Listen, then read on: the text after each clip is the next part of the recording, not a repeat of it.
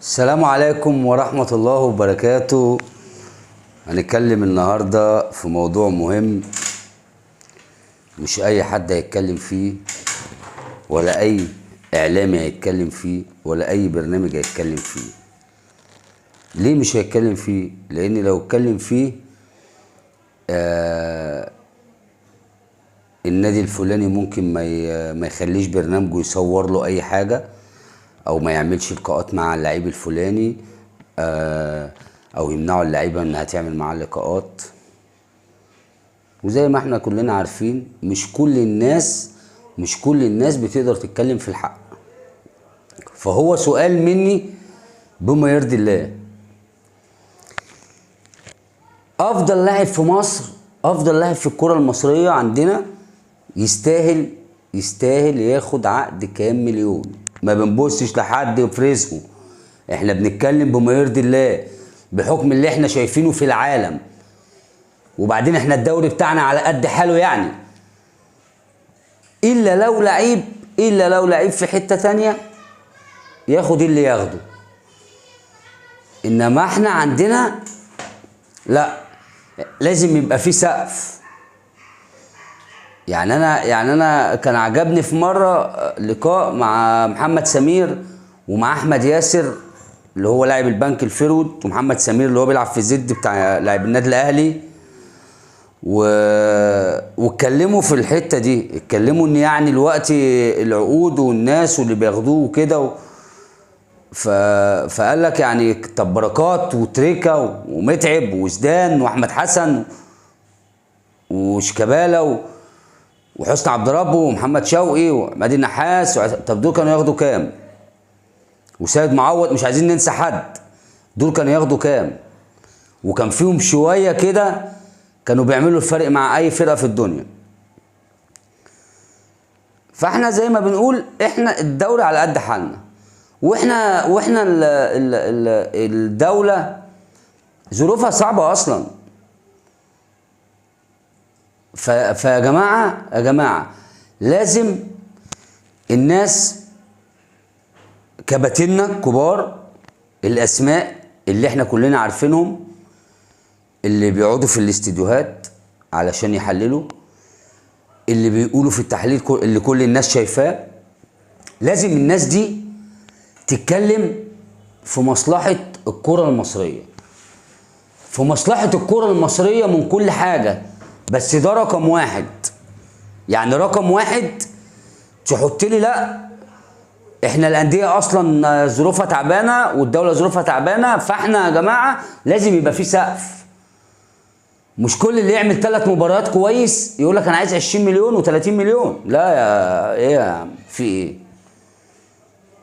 ايه ده في ناس جت كانت بتسحر في الكوره وما كانتش بتاخد حاجه كتير. كل الناس اللي لعبوا الكوره واتمرمطت في الكوره عارفين الكلام اللي انا بقوله ده. ناس كتير كانت بتعمل الفارق في الشارع، لو بيلعب في الشارع تشوفه تقول ايه ده، وما خدوش حاجه. كل واحد بياخد رزقه وده رزقكم. بس احنا لا منتخبنا عامل فرق شاسع في القاره وبيوصل كاس العالم مرتاح، ولا الدوري بتاعنا قوي جدا لدرجه ان احنا نسمع الاسماء دي. بدليل ان اي محترف، حتى المحترفين اللي بيجوا لنا ناس واقعه، يعني بيجي لك لعيبه واقعه بتيجي عشان تعمل اسم لنفسها او تفوق عندك. زي اشرف بن شرقي لما جه هنا، لما جه نادي الزمالك كان واقع، هو لعيب كويس بس لما جه كان واقع. يعني انت ما حدش بيجي لك، ما فيش لعيب بيجي لك وهو فت قوي انا هلعب في الدوري المصري، لا ده ما بيحصلش. زائد ان احنا بنموت ناشئيننا، فين اما تلاقي ناشئ طالع. فيا جماعه الناس اللي بنشوفها قاعده في الاستديوهات كلها النجوم الكبار بدون ذكر اسماء، او ممكن نذكر اسماء، كلهم على راسنا من فوق، وناس اسماء وناس لعبت وناس دربت وكل حاجه. بلاش مصالح شخصيه، اتكلم في الصالح العام. نحط خطه لسقف اللعيبه في مصر. ايه يا جماعه، هو كل اللي بقى يباصي بقى يعرف يباصي بياخد ملايين؟ لا. والعقود المفروض حتى الانديه تكتب العقود، تكتب عقود مرتبه. هناخد منك، انت جاي عشان تفيدني. ما في ناس بتروح تقعد في انديه يا جماعه طول الموسم ياخد الكام مليون ويمشي. بجد حقيقي ربنا يسهل له ورزقه. بس احنا بنتكلم في اللي جاي. احنا عايزين نظبط على قد ما نقدر، نحط ضوابط للكره المصريه لكل حاجه. كل حاجه، المنظومه كلها، المنظومه بتاعتنا عايزه تتغربل. انا بتكلم عن نفسي، لا ليا مصالح شخصيه ولا بتكلم لصالح حد. انا كل اللي شاغل بالي ان عايز مجالي يبقى انضف مجال في الدنيا، يبقى افضل مجال في الدنيا، عشان الواحد اشتغل فيه او ما اشتغلش فيه يتشرف بيه.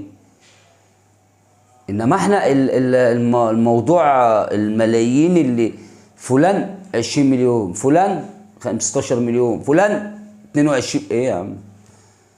هو مولد؟ الانديه بقى عاجبها براحتهم، اللهم بلغت اللهم فشل.